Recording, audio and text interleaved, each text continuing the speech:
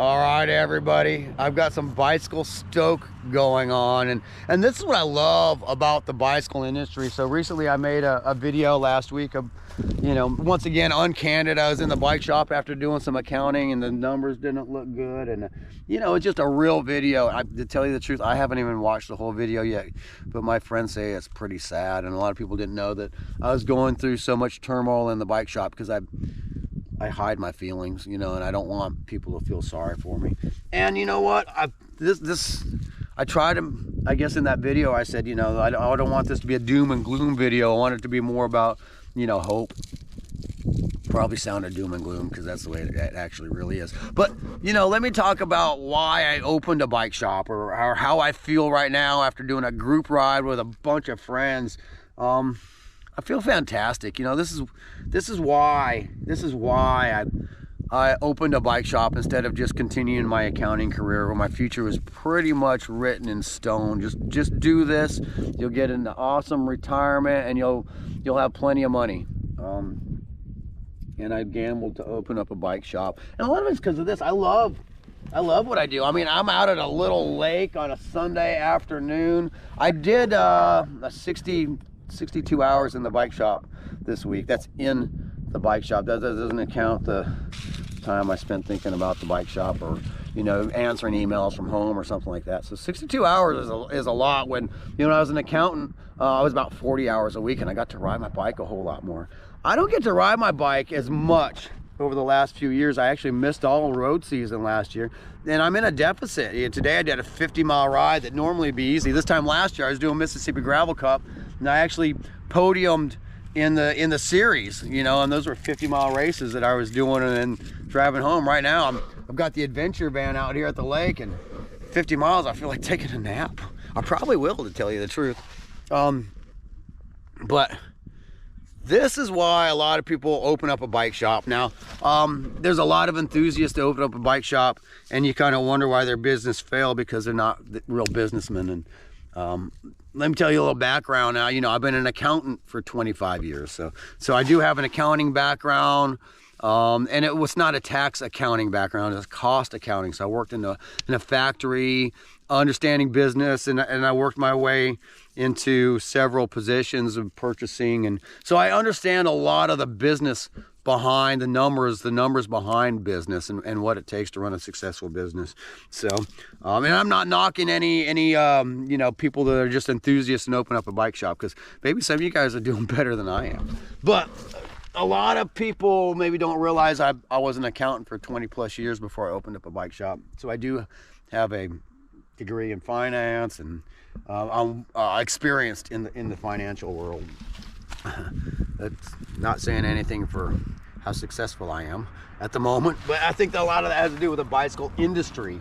And I wanted, without the bicycle industry, we wouldn't have bicycles to do this type of stuff. Like, this is a brand new Trek SL6 that I get to ride.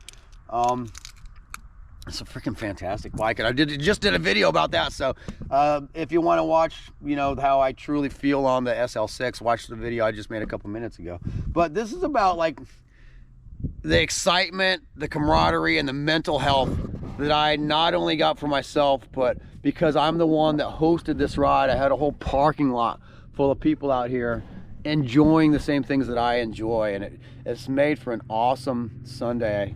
The bike shop's officially closed on Monday, but I'll be working all day Monday, and I'll be doing it with a smile, probably thinking about some of what I did today, or enjoying the fresh air that I felt today in my lungs,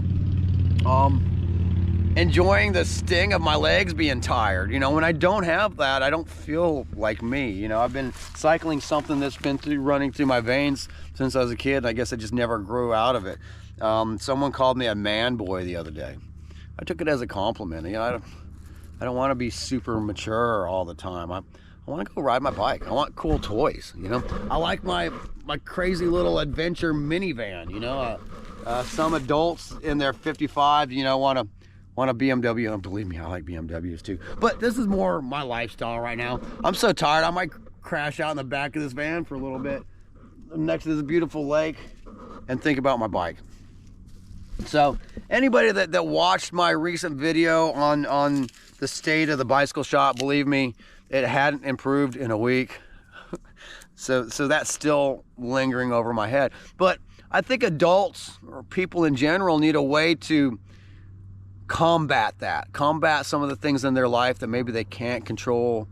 I don't want to sit around all day and think about finances. And today when I was riding my bike with my friends, I didn't, you know, and I felt great that I was able to share this. Now I've got a wild idea, you know, to bring extra revenue in the shop by maybe leading these type of rides for people that don't live around here. You know, I hosted a ride for free today for the locals, or really anybody. It didn't start till 11, so I was hoping to see people from out of town. We did. We had a guy come from Mobile.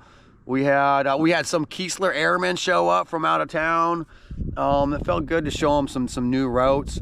And one guy from he's in the Marines, CB, the construction crew, and he comes by the shop and he's been trying to, you know, find some gravel roads on his own. And today, with my knowledge, I was able to show him this awesome 50-mile loop. And now I'm thinking I might be able to share that with people that maybe live in other areas. I mean, I had some people in my bike shop this week from the northern states. One was from Detroit, one was from Ohio. You know, some of these states that don't have 70 degrees in the beginning of March. There's probably some cyclists up there that would love to come down here, even though Biloxi, Mississippi, the DeSoto National Forest is not known as like this cycling mecca, but we have it so good. Our gravel roads are so good. Our rural pavement roads really are virtually car free. And of course you can bring your bike down here and ride these roads without paying a guide, but you're not going to have the experience that I have. You're not going to have to. If you looked at, I actually got lost a little bit today. I say that as I want to get paid to do guided tours, but I hadn't ridden some of those roads and I took one wrong turn today. But I guarantee if you're from out of town, if I'm taking a wrong turn, you're gonna spend half the day looking at the Garmin, wondering where you're going, wondering what you're doing. Maybe I could provide a gravel adventure ride with a little lunch and afterwards a lake. I mean, I am in Biloxi, Mississippi. There's some really cool, I can partner up with some awesome restaurants so you're not guessing where to go out to eat, more of a local fare. I know the Hotel Motel Association. I could find a cool bed and breakfast or some cool hotels and make an experience. It's not gonna cost an arm and a leg. And of course, I don't want to be selfish. I do this stuff for free. So if you want to know where to ride on Biloxi, just call the shop. I'll give you my information for free. But I am trying to save the shop financially. So if I could make a few bucks on a Sunday and take some cool people from out of town riding and have this experience, that they'll probably be like, that's freaking amazing. This is in where? Biloxi, Mississippi, and you have this type of riding? I've got this cool hippie friend. If you want to eat like this organic, homegrown stuff that she's a forager. She gets stuff out of the woods over here. I mean, I can set up a picnic table and have this awesome meal after a ride. If I live here and I get to do this all the time and I can get this high off of life riding the bike, maybe I can make a few bucks by sharing this. That's not the reason I start these videos and I get off track. Thank you for hanging with me. Bart, bicycle rider, YouTube, and owner of Biloxi Bicycle Works. I know a lot of you guys care about me after my video, and I didn't want anybody to feel sorry for me. I've got myself into this situation, but this is why, because I love to ride bikes. I love to share. Like, this is a beautiful little lake that no one even knows about up here. Some locals probably doing some fishing, but if you live in a cold climate and you want to come to a beautiful spot like this and take a gravel ride with a guide, I'll be glad to do it. I'll do it cheap. Well, I don't want to say cheap. I don't like that word. I'll do it without it costing you a bunch of money. You know, probably less expensive than you know, a lot of other things. So, hey, I'm gonna end on that. Awesome day of riding. I've come up with a new idea on camera. Bounce it off you guys and see what you think. And I'm gonna be like a kid in a fort. I'm gonna go take a nap in my van. Hey guys, I'm having an awesome day. I'll deal with business. Oh, I have to deal with business tomorrow. I gotta deal with my insurance company tomorrow. Oh, this is gonna be a tough week for me. And I'll bring you guys around with me a little bit in the bike shop this week. So anyway, thank you guys for caring about me, for caring about the bike industry. remember this. This is a good takeaway. Without the bike industry, we wouldn't have bikes. Without bikes, I couldn't have done the ride that I did today with my friends. And I wouldn't be able to possibly make $1 off of taking you guys for a ride if you're interested. So don't do it because you feel sorry for me, but if you want a southern adventure, I could put it together. All right, guys, thanks for helping me feel better. Bart from Bicycle Rider YouTube and Biloxi Bicycle Works. Over and out for now. Help me save the shop. You guys have an awesome day.